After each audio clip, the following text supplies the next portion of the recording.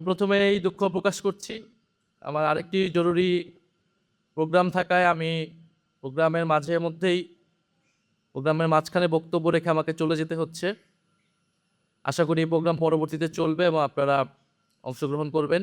আমি বিশেষভাবে ধন্যবাদ জানাতে চাই ন্যাশনাল ওলামা অ্যালায়েন্স, যাদের আয়োজনে আজকে শাপলা গণহত্যার বিচারের দাবিতে আজকের এই আলোচনা সভা এবং তথ্যচিত্র প্রদর্শনী, এবং যারা আজকের এই আয়োজনে অতিথি হিসেবে এসেছেন, বক্তব্য রাখছেন বা রাখবেন, তাদের প্রতি ধন্যবাদ এবং কৃতজ্ঞতা জানাচ্ছি। তো শাপলার এই গণহত্যা, শাপলার এই হত্যাকাণ্ড বাংলাদেশের ইতিহাসে, বাংলাদেশের রাজনীতিতে অনেক বড় একটা ক্ষত তৈরি করে গিয়েছে। যদি শাপলা গণহত্যাকে সেই সময় আমরা ঠেকিয়ে দিতে পারতাম, সেই সময় যদি যারা এটার জন্য দায়ী, সরকার, রাষ্ট্র এবং বিভিন্ন রাজনৈতিক এলিমেন্ট, তাদেরকে যদি বিচারের আওতায় আমরা আনতে পারতাম, তার বিরুদ্ধে যদি সামগ্রিকভাবে সমাজের এবং রাজনীতির সকল পক্ষ আমরা দাঁড়াতে পারতাম, তাহলে কিন্তু জুলাই গণহত্যা হতো না। শাপলা গণহত্যাকে কোনোভাবে তো বৈধতা দেওয়া হয়েছে, তার প্রেক্ষাপট তৈরি করতে অনেকেই ভূমিকা রেখেছে। ফলে সেই সময় সরকারকে জবাবদিহিতা করতে পারা যায়নি বলে সরকার জুলাইতে আরেকটা গণহত্যা করার সুযোগ পেয়েছে, সাহস পেয়েছে। শাপলা হত্যাকাণ্ডের অনেকগুলা ডাইমেনশন আছে, অনেকগুলা মাত্রা আছে। তবে একটা কথা বলে রাখা ভালো, আজকে যে আমরা দাবি এখান থেকে উঠাচ্ছি যে এক যুগ চলে গিয়েছে বিচারহীনতার, আমরা আজকে এসে জুলাই পরবর্তী বাংলাদেশে এসে আমরা এটা বিচারের দাবি জানাচ্ছি, এটা কিন্তু ন্যাশনাল ওলামা অ্যালায়েন্সের দাবি না, এটা এনসিপির দাবি, এটা বাংলাদেশের জনগণের দাবি।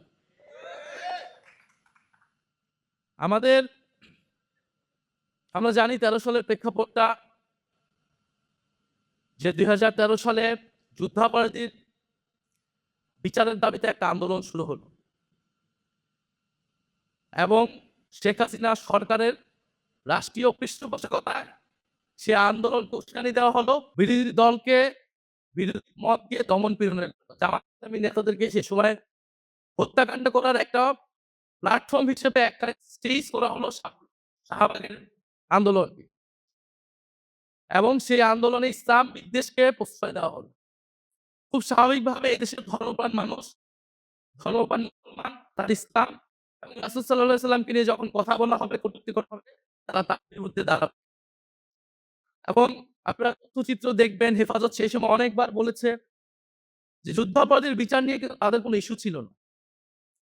তাদের ইস্যুটা যে এখানে ইসলামের বিরুদ্ধে যারা কটূক্তি করে, তারা এখানে এই আন্দোলনটাকে নেতৃত্ব দিচ্ছে এবং ইসলাম বিরোধী নানান ধরনের বক্তব্য সেখান থেকে আসছে, এবং তারা তাদের একটা দাবি দেওয়া নিয়ে নাগরিক অধিকারের জায়গা থেকে তারা ঢাকা শহরে এসেছিল, সমাবেশ করেছে। আপনি 13 দফা সমর্থন করতে পারেন, নাও করতে পারেন, কিন্তু সমাজের কোনো অংশ যদি তার মত প্রকাশের অধিকার, তার একটা দাবি দাওয়া পেশ করতে চায়, রাষ্ট্রে তার অধিকার আছে। আপনি 13 দফার সমর্থন করেন কিংবা করেন না, কিন্তু আপনি কখনোই তাদের উপর হত্যাকাণ্ডকে, তাদের উপর দমন পীড়নকে আপনি সমর্থন করতে পারেন না একটা রাষ্ট্রে। নিরস্ত্র নিরপরাধ ঘুমন্ত মানুষের উপরে, প্রতিবাদকারীদের উপরে দমন পীড়ন চালানো, গুলি চালানো আন্তর্জাতিক আইন, যে কোনো আইন অনুযায়ী এটা মানবতা বিরোধী। এবং আমরা দেখেছি সেই মানবতা বিরোধী অপরাধের হত্যাকাণ্ডের পরও সংসদে দাঁড়িয়ে শেখ হাসিনা কিরকম নির্লজ্জ মিথ্যাচার করেছিল, এবং সেই সময় পত্রিকাগুলো কি ধরনের রিপোর্ট করেছিল আমরা কেউ কিন্তু ভুলে যাইনি। সেই ডকুমেন্টস এখন আছে, হেফাজতের তাণ্ডব বলে প্রচার করা হয়েছে। যারা ভিকটিম তাদেরকে অপরাধী হিসেবে প্রচার করা হয়েছে, তাদেরকে সন্ত্রাসী হিসেবে প্রচার করা হয়েছে। এবং এটাও আসলে 13 সালে হুট করে হয়েছে এরকম না। বাংলাদেশে ওয়ার অন টেরর প্রজেক্টের সময় থেকেই এই দেশের দাড়ি, টুপি, মাদ্রাসা, আলেম ওলামাকেই এক ধরনের জঙ্গি হিসেবে চিত্রিত করার প্রবণতা আমাদের মিডিয়া সহ নানান জায়গায় আমরা দেখছি। এবং দক্ষিণ এশিয়ায় এর সাথে আরো যুক্ত হয়েছে হিন্দুত্ববাদ। ফলে আমাদের স্বাভাবিকভাবে সাধারণ মুসলমান অনেকেই দাড়ি রাখেন, অনেকেই রাখেন না, আমাদের আলেম ওলামা, মাদ্রাসা ছাত্র, তাদেরকে আদারাইজ করে ফেলা, তাদেরকে সমাজ থেকে বিচ্ছিন্ন করে ফেলা, যেন বা তারা সমাজের ভিতরে অন্য একটা সেগমেন্টের লোক, কিন্তু তারা তো আমাদের সমাজেরই অংশ, আমাদের ভাই বন্ধু, আমাদের আত্মীয় স্বজনরাই তো মাদ্রাসায় পড়ে। আমরা কেউ স্কুল কলেজে পড়েছি, আমার ভাই বোনেরা কেউ মাদ্রাসায় পড়েছে। ফলে এই যে তাদেরকে আলাদা করে দেওয়ার একটা রাজনীতি, সমাজকে বিভাজিত করে দেওয়া হয়েছে এই রাজনীতির মাধ্যমে।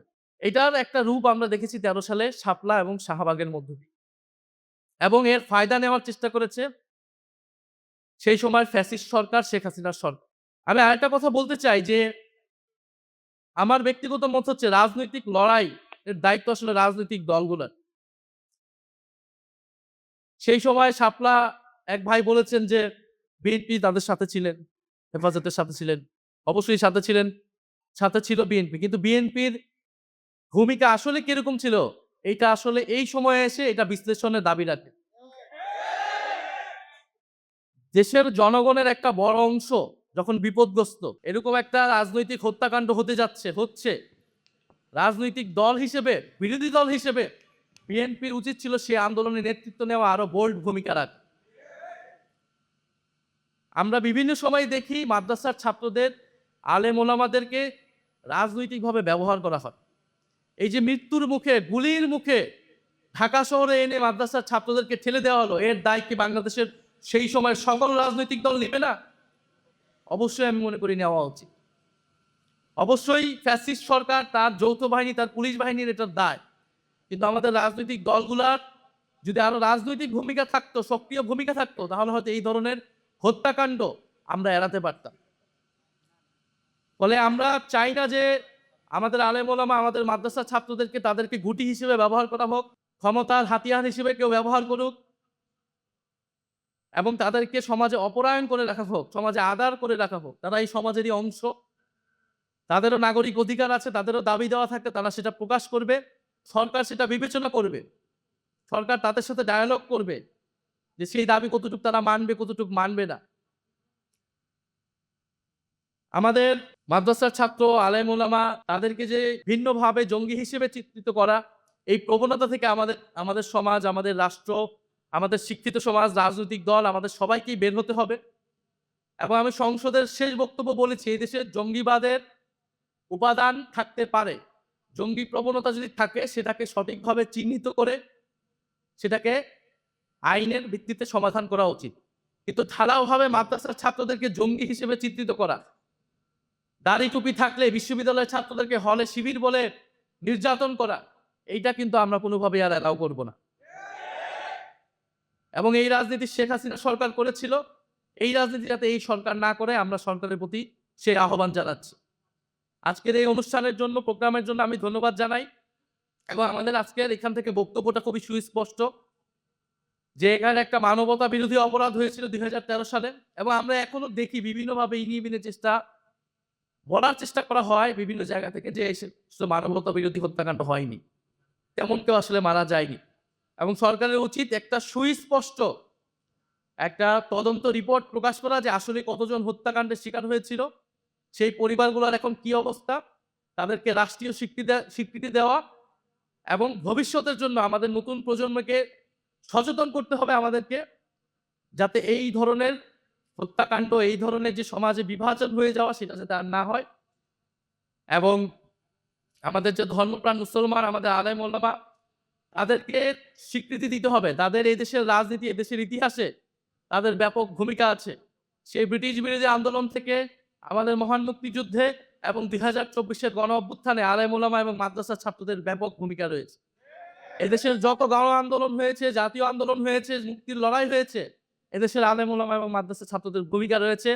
সেই ভূমিকাকে আমাদের জাতীয় ইতিহাসে যথাযথভাবে মূল্যায়ন করতে হবে, স্বীকৃতি দিতে হবে। আমরা জাতীয় নাগরিক পার্টি সেই স্বীকৃতি দেই, সেই লড়াইকে, সেই তাদের ইতিহাসকে আমরা ধারণ করি, আমরা আমাদের দেশের জাতীয় ইতিহাসেরই অংশ মনে করি।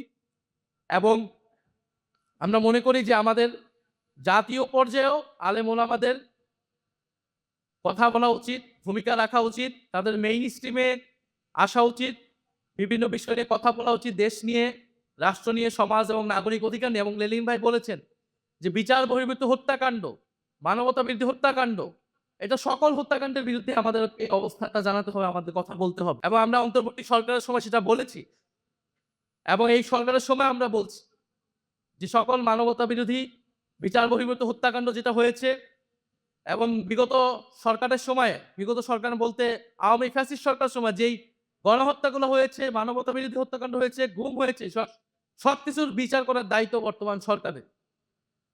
আরেকটি বিষয় বন্ধুগণ, আমরা দেখছি যে আমাদের সীমান্তে আবারও হত্যাকাণ্ড হচ্ছে এবং সীমান্তে আবারও নতুন করে কাঁটাতার দেওয়া হচ্ছে। তো সীমান্তে কাঁটাতার দিয়ে এবং সীমান্তে আমার দেশের জনগণকে হত্যা করে কেউ যদি বন্ধুত্বের কথা বলে তার সাথে বন্ধুত্ব সম্ভব না। কাঁটাতার দিয়ে কারো সাথে বন্ধুত্ব করা যায় না এবং আমরা বিশ্বাস করি এই কাঁটাতার সেই দেশের জনগণই একদিন উপড়ে ফেলে বাংলাদেশের জনগণের সাথে বন্ধুত্ব করবে এবং বাংলাদেশের সীমান্তকে রক্ষা করার দায়িত্ব এই সরকারের এবং এই দেশের জনগণের। যদি সরকার ব্যর্থ হয়, জনগণ সেই দায়িত্ব কিন্তু নিজ হাতে তুলে নেবে এবং বাংলাদেশের সীমান্ত রক্ষা করার দায়িত্ব আমাদের। বাংলাদেশের আমাদের নদীর যে পানির ন্যায্য হিস্সা সেটা আদায় করার দায়িত্ব আমাদের। সরকারের প্রতি আমাদের আহ্বান থাকবে, সরকার এই বিষয়গুলোতে দৃষ্টিপাত করবে। আমরা অন্য কোনো রাষ্ট্রের, সেটা যে কোনো রাষ্ট্র হোক, তার কোনো করদার্য হিসেবে বাংলাদেশকে দেখতে চাই না। বাংলাদেশের স্বাধীনতা, সার্বভৌমত্ব এবং জাতীয় মর্যাদা অক্ষুণ্ণ রাখবে, আমরা এরকম একটি দেশ প্রতিষ্ঠা করতে চাই। সেটার জন্যই জুলাই গণঅভ্যুত্থানে আমরা সকলেই অংশগ্রহণ করেছিলাম। ফলে আমরা স্পষ্টভাবে এটা বলতে চাই যে বাংলাদেশের আমরা সীমান্তের ওপারে দেখছি নানা অস্থিরতা, সেখানকার মুসলমানদেরকে নির্যাতন করা হচ্ছে, দমন পীড়ন করা হচ্ছে এবং বাংলাদেশেও এটা প্রোপাগান্ডা করার চেষ্টা করা হবে যে এই দেশের মুসলমানরা এই দেশের হিন্দুদেরকে নির্যাতন করছে। এই মিথ্যা প্রচার করে তারা সেইখানের মুসলমানদেরকে হত্যাকাণ্ড করার জায়েজ করবে। কিন্তু আমরা দেখেছি জুলাই গণঅভ্যুত্থানের পরও এই মাদ্রাসার ছাত্ররা কিন্তু মন্দির পাহারা দিয়েছিল এবং এই দেশের হিন্দুদেরকে যদি কোনো ধরনের সাম্প্রদায়িকতা করার কেউ চেষ্টা করে, স্যাবোটাইজ করার কেউ চেষ্টা করবে, আমরা আমাদের ভাইদেরকে রক্ষা করার জন্য প্রস্তুত আছি। ইনশাল্লাহ আছি কিনা? এদেশের মুসলমান, হিন্দু, বৌদ্ধ, খ্রিস্টান সবাইকে সবার নাগরিক অধিকার সুরক্ষায় আমরা কাজ করব এবং এদেশের স্বাধীনতা, সার্বভৌমত্ব এবং ইসলাম রক্ষায় আমরা কাজ করব। ধন্যবাদ সবাইকে এবং জাতীয় ওলামা অ্যালায়েন্সকে আবারও ধন্যবাদ জানাচ্ছি।